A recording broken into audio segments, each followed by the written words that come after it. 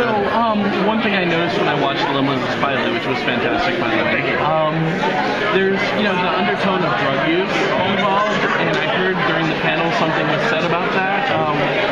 There was a young woman who asked a really important question about, are you concerned about, endorsing addiction? It's something that we talked a lot about when we were coming up with this, and one of the important moments of the episode was when we revealed that Rebecca's character, the FBI agent, is played by Jennifer Carpenter, has lost a family member to addiction. So we're very careful to understand the consequence of that kind of thing. I think NZT isn't, we don't think of it as a street drug, but there's certainly a consequence to it, and it can have an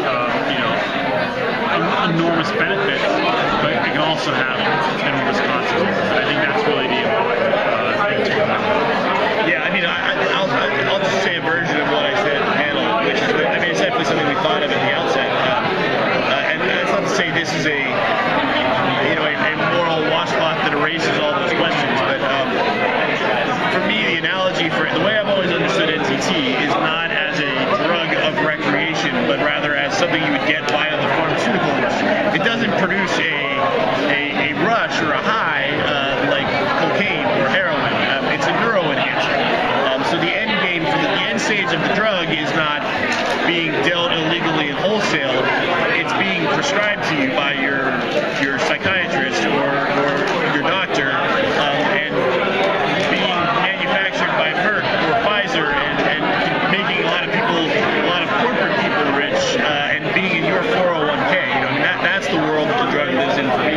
Now there are still a host of ethical issues even within that, but for me it's a slightly different set of ones than if you conceive of it as a purely recreational drug of abuse.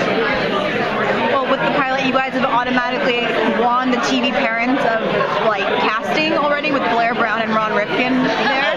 Which, well done.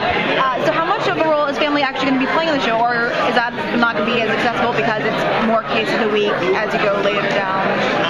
Well, I think they'll definitely play a role, and more so than I would have thought before we actually filmed the pilot, because I hadn't yet seen Ron Rifkin and Blair Brown act in these parts. I think what you get from watching the pilot, even more so than from reading it, or from what I was feeling as I was writing it, is that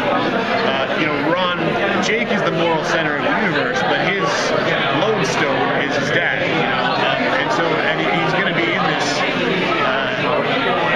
very precarious position where he's going to need people he trusts, and there's really, he's going to continue to interact with his dad in lots and lots of ways, and we have plans to bring Ron back and bring Blair back, and he's just going to get a different kind of sickness every week.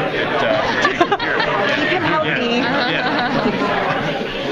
Now, with this being Comic-Con, would you consider Limitless to almost be like a superhero show? We talked a lot about that because we all worked at CBS for a while, and they've acknowledged it, but in the beginning we would say, do you think they know we're actually developing a superhero show?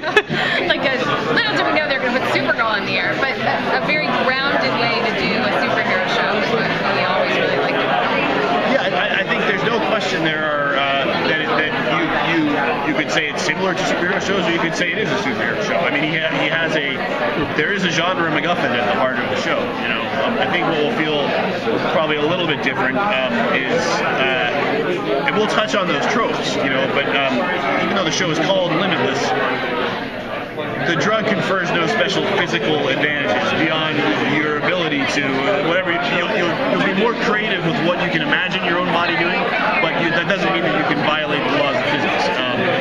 And so what you're seeing visually will be distinct from what you see in superhero shows. But I think we're essentially doing an origin story. There's no doubt about it.